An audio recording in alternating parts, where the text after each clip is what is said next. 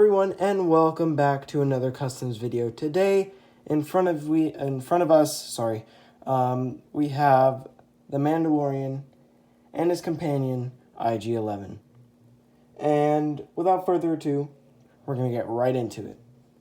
So, as you can see in front of me, we have the two pretty much main characters. I don't know IG-11's exact place in all this, but the Mandalorian literally has his name. His name is the Mandalorian, and the show is called The Mandalorian. So it's kind of easy to suspect that he's the main character. Anyways, so in front of us, we have some of the main characters of the Mandalorian TV show.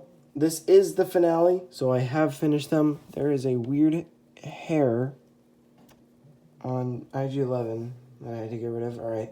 Anyways, so let's first start off with the Mandalorian. Right then. So I have been documenting both of their progresses, and you pretty much know what's going on with the Mandalorian. So let's get into it. First off, his helmet. There was someone who told me that the helmet was off, that it didn't match.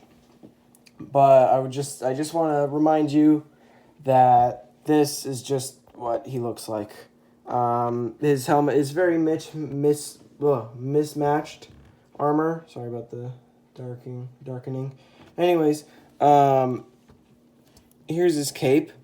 What I basically did for this cape was I took just a regular blue cape that I found lying around in the a bucket, pretty much, and I cut it to give it a smaller profile, because it's not really like a cape for the Mandalorian.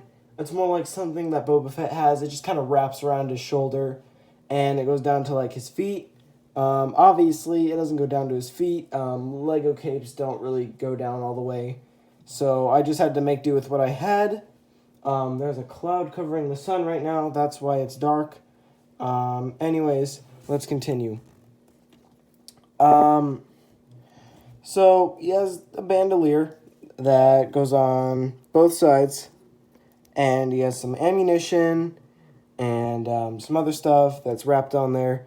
His armor is a bit more rounded. I did not really know how I could fix that. So I just kind of left it as is. And again, it is a Lego character. It's not going to be like perfect. I can't fit too many details on it because it's not the biggest figure of them all. Let's get on to his arms. So obviously there's shoulder pads on his arms, as you can see.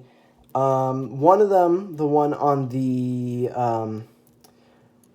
right for me, the one on the right is supposed to be bigger than the one on the left. The one on the left is very basic.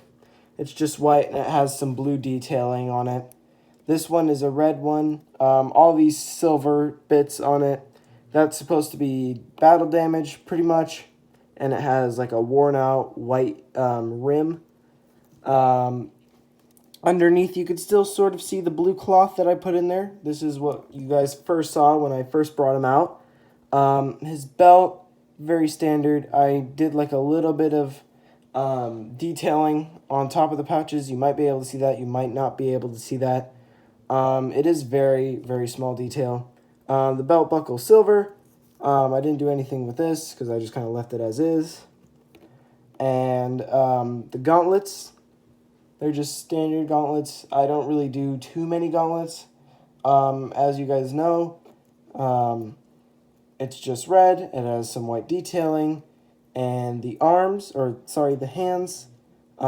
they have white wrist pads with some blue lining on the top of it.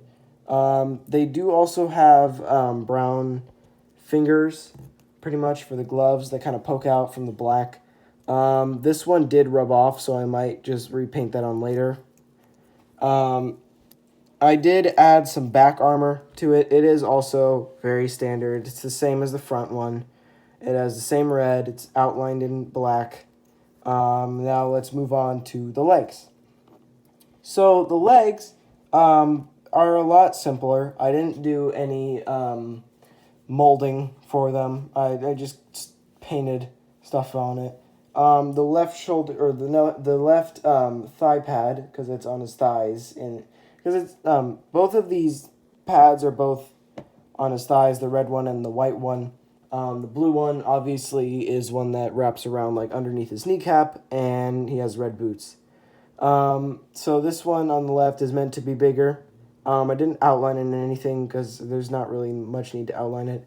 And the white one on the right is a lot smaller. He is, again, his armor is very mismatched, but he looks cool either way. So as I said before, he has a little blue armor piece that's wrapped around under his kneecap. He has some red boots, and this little, cap thing, or the little piece of armor that goes under his kneecap, has a belt or a little strap that keeps it in place. And that's pretty much it for the Mandalorian. Yes, again, he still has Anakin as a standard face. Since we already know what the actor form looks like, I might change it out. But until then, we have what we have. We have to make do with what we have. And I'm going to move on to his weapon real quick. Very simple. What I did is I took a standard Lego rifle. I just cut off the scope, and I kind of rounded out this little pincer piece, pretty much, a little clip, and I attached that to a stud with a hole in the middle so that it could stick on. And yeah, that's pretty much it.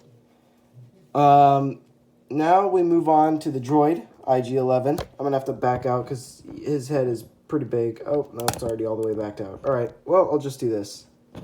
I'll try and fix it up. All right, anyways, so let's get right on into it. And right off the bat, it's not really focusing that well. There we go. All right, so the head. The head is very standard. He is an assassin droid. I built him up the same way that Lego would build up an assassin droid. I took the middle stud, because there are two studs here, and I just painted on some eyes and some little details that would look nice on him, and he turned out looking pretty cool.